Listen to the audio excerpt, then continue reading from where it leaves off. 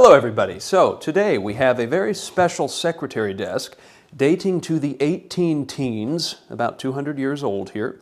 Now secretaries are known for the secret compartments that they often have, although I think we should be honest that the best way to protect your valuables would be to never store them inside anything this conspicuous.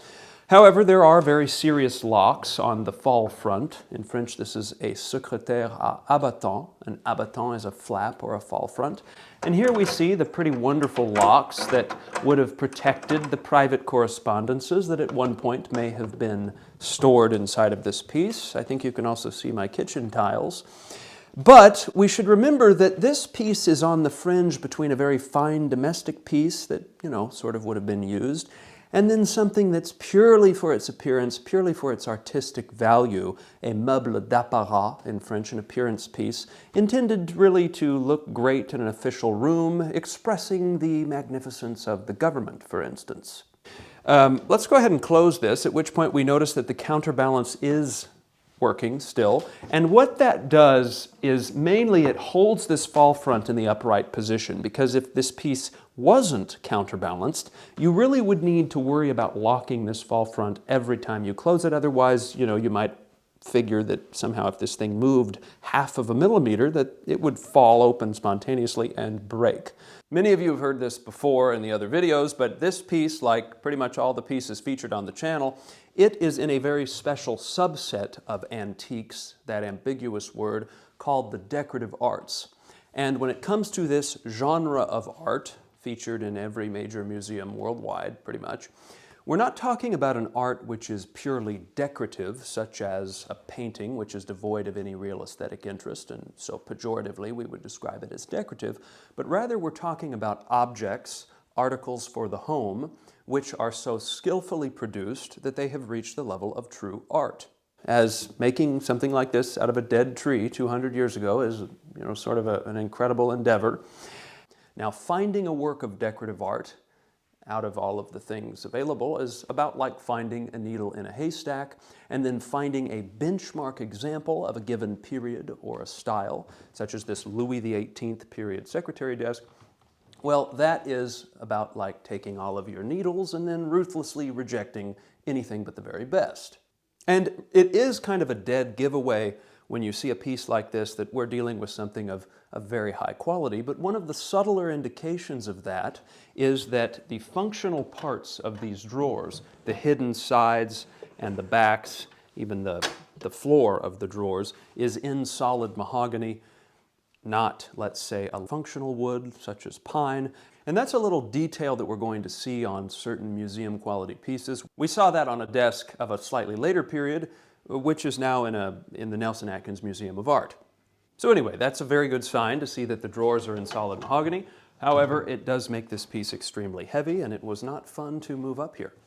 Anyway, we have a benchmark work of decorative art here from the Louis XVIII period. He was King of France from 1815 to 1824, and generally we refer to the decorative arts of this period loosely as the Restoration style because it's corresponding to the restoration of the Bourbon Monarchy after the fall of Napoleon. But that timeline really ranges from, the end of the empire to the 1830s, a 15 to 20 year period vaguely when we're talking about aesthetics.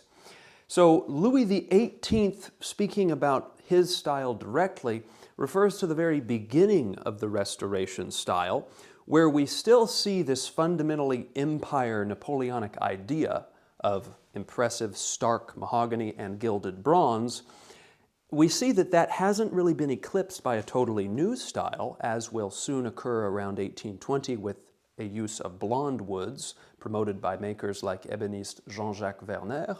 Here we have an essentially empire piece, but parts of the design have been softened with these graceful curves, and then the gilded bronze ornamentation here has become a little more floral, a little more romantic in its neoclassicism, as opposed to belligerent and ostentatious. For instance, on an empire secretary of this, don't get me wrong, the claws are still very ferocious, but on an empire secretary of this level of quality, we might have expected to have found an arrow here dividing these two bottom doors as opposed to a cornucopia. Obviously, a cornucopia is a little bit less violent, and it's also a symbol that is associated with King Louis XVIII. Now, another element of the decor here that's interesting in this analysis of what was happening during the Restoration, the early days of the Restoration, is that we're going to notice these oval-shaped rosaces, as well as these shoots of acanthus here. Now, these are emblems, these are motifs that we really associate with the old regime back in the time of Marie Antoinette and Louis XVI. So not only does the Restoration alter the design and render these stark mahogany, gilded bronze Napoleonic pieces a little bit suppler, a little softer, but also we see that they revive in the early days of the Restoration these motifs, which we really associated with the old monarchy, which is now, don't ask me to do math, but several decades later been restored. So this Louis XVIII piece is in a way a transitional piece because it's transitioning from the empire to much more distinct styles of the Restoration, such as the Charles X style, which uses totally different woods, and it swaps out the bronze for inlaid decor. So it's rather nuanced, really, because this isn't really a distinct style, it's a transitional one. But it is a new creation from the time of Louis XVIII, which is very rare to find because during this period, the early days of the Restoration, they weren't really making a lot of new pieces. Louis XVIII himself was even happy to hunt bees, as they say in some of the literature, meaning that they would run around the Napoleonic offices and buildings and palaces and remove the imperial bees from pieces, keeping the previous empire pieces, and they would just swap out the ornamentation.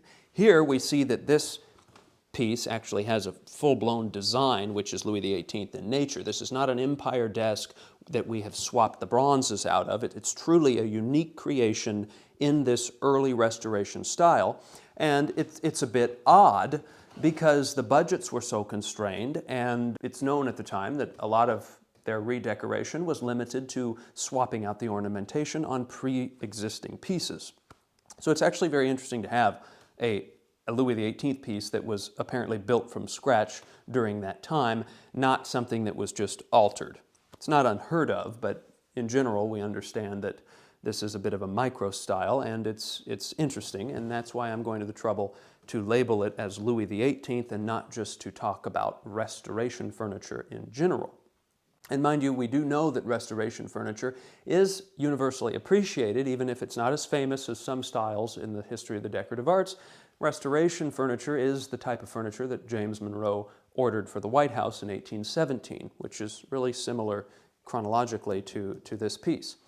So after that long rant, I think we can now try to just look at the piece practically. I do believe that some of the historical context is pretty critical to appreciating these items. However, we can simply admire their beauty. So, inside of the desk, we see the theater, okay, because it's like an antique Greek stage. And we do see a mirror back here, which some people have commented perhaps the mirror was to help you avoid an ambush, as you could see someone approaching you from behind. But the mirror here also adds depth to this beautiful inlaid pattern here. And we see, even though the outside of the desk is still in mahogany, hearkening back to the empire, we see this sort of announcement of the incoming Restoration's use, the later phase of the Restoration period's use of these indigenous blonde French woods. And we see how this wonderful inlaid decor is repeated in the reflection provided by the mirror. Now, interestingly, this piece retains all of its keys, 4 keys, and we can use this little one here, which you never want to leave there because when you close the fall front, it will leave a mark on the leather, which is odd. I'm surprised I didn't think about that. It will close, but it leaves a dot on the leather. We open this up, and we see again that this drawer is in solid mahogany. This is really something I've come to expect on pieces of this quality, but it is very, very rare in terms of all furniture from the past to see these nobler woods being used inside for hidden functional parts. But it really provides a depth of quality to a piece which is presenting itself as extremely fine. Now, it also provides a lot of weight, makes the piece hard to move. But under this drawer is where you would often find a secret compartment, and unfortunately there isn't one on this piece. However, we're going to now look at the top secret compartments, which are about to be declassified. You press this button over, and this does not come out, but you can withdraw this entire tall drawer, which I believe is a type of document drawer, let's say, because there's very convenient space for documents. Also, that sound is terrifying. We need to get to that. We'll have to wax that. And so, anyway, that is something I've really never seen before. Again, all of that is in solid mahogany. And we notice that these little gilded bronze, also we notice it's very old. It doesn't really slide in there perfectly. But the little feet, which are in gilded wood, match the wonderfully impressive bronze claws here at the bottom of the piece.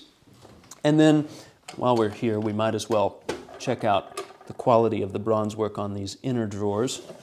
And just note that, as usual, each one of these inner drawers is numbered. This one's number 4, and it corresponds to the 4 written there. Because back in the pre-industrial age, everything was handmade and everything fit together only in a certain way. The drawers are not interchangeable because they weren't machined in such a precise way that you could just swap them out. Each drawer fits each hole. Now there is a drawer here as well, which I can pull out, but the wood here has warped, and so getting this drawer to go back in perfectly is a bit of a dance with a note card and pulling down and trying not to break the wood while you do it. So I'm not going to pull that drawer out, but for your information, there is one here. One might have expected that. You can kind of see it. And then before we open up the bottom of the desk, which we're about to do, I just want to have a quick word about how the piece itself rests on a plinth. It doesn't have visible feet, which lends it a very statuary feel, and pieces that rest on a plinth are somewhat associated with a higher quality, perhaps because of the solidity that this design lends them. Maybe that was a design that was more often chosen for these sort of government-type pieces. But also another sign of quality is this frieze of gilded bronze that runs along the top of the plinth. That's another little small sign of quality that, you put all these things together and you realize that the piece is not disappointing in any way. This frieze of bronze is unusual.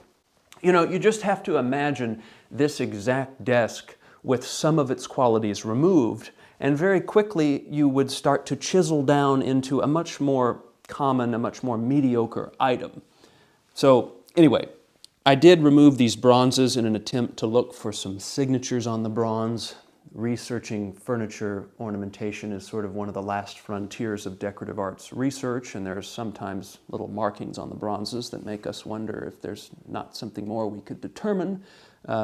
Oftentimes it's some unintelligible mark. In this case, there was a D drawn on this leg, which might have referred to the French word for right, for droite, because this is the right foot and that's the left.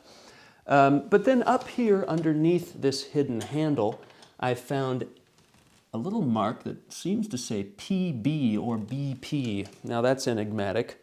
Who knows what that means? I'll have to ask a few people and see if I can't find something out. Let's go ahead and open up the bottom compartment. We see some more pretty impressive. I think I might have locked the bottom compartment, did I? You always wonder. I know that these pieces are beautiful, and as far as selling things to people, you tell them to use the piece, but we're dealing with a 200-year-old item here that could very well be in a French regional quasi-national museum. This is not really something that you play with all the time and do this with 7 times a day. I mean, you just try to avoid doing that. This lock has already been played with for so long, and even though the finish is beautiful, it is deceptive because it makes you think this piece is newer than it is. Anyway, the locks are impressive and they're on par with what I would expect to find on such a piece. And I told you to stop messing with the locks and to be forgiving, and here I am turning it for the sheer heck of it. And then these little English drawers pull out, and they are also in solid mahogany, which is really rare. I have never seen that. Usually these are stained or something. I've never seen that. And there's a little hole here. Where are you? I can see you somewhere through there. Ah, there you are. there's a little hole where you would put a tab, and that would prevent someone from being able to pull this all the way out. I guess maybe you could accidentally spill all of your stuff if you didn't have those tabs in there. And then this is a little lock box, which also apparently locks, but I really would advise people to kind of avoid locking these locks if they can, because you just never know when the lock's going to jam, and then all of a sudden you need to get a little saw and cut the whole lock out, and that's really kind of a bummer if you ask me. But again, look at that. It's dry, but it's solid mahogany. And I did look over this piece looking for a stamp. We've got a little spider egg sac there. That'll be interesting to import to the United States and see what sort of ecological damage occurs. But anyway, yeah, solid mahogany even on these big old functional drawers in the bottom. And like I said, I was looking for some signatures on the piece, but furniture from this time period is actually rarely signed. And funnily enough, though, I did find a signature written in pencil up there. Gerhardt, Gesta, I have no idea what that says, but I need to get back to my library in the United States and figure out if I can't find some sort of Franco-Prussian maker who would have written his name in there. That would be pretty exciting. So, anyway, everybody, I hope that you have enjoyed taking a look at this benchmark example of Louis XVIII period furniture. I'm really thrilled to have this piece. I've never had a secretary quite like it, nor have I seen a secretary quite like it. And not that I'm any real authority, but I am someone who owns about 800 books about this subject. And so the authors of those books are the authorities. And, you know, in reviewing my books, I have not seen one that really resembles this. So I think it's an exciting piece to be able to document and to be able to preserve online. And just for tradition, we might as well take a look at the back of the piece here, which is nicely oxidized. We see some of the apparent doweling and the dovetails back here in the top. There's also a crack in the back panels, which is pretty normal. But, you know, taking a look at the back of a piece like this, it's interesting for furniture enthusiasts, but it's also about like looking at the back of a canvas, where you have on one side a beautiful painting that's inspiring, and then on the back, something that is almost jarringly uninteresting and crude. So, with all of that said, everybody, if you wouldn't mind subscribing to the channel, that would greatly help this endeavor of making the online furniture library here of the most compelling pieces that I find. And I would personally appreciate it as, you know, it helps me wage war on anyone who would like to conflate works of art like this with any old antique.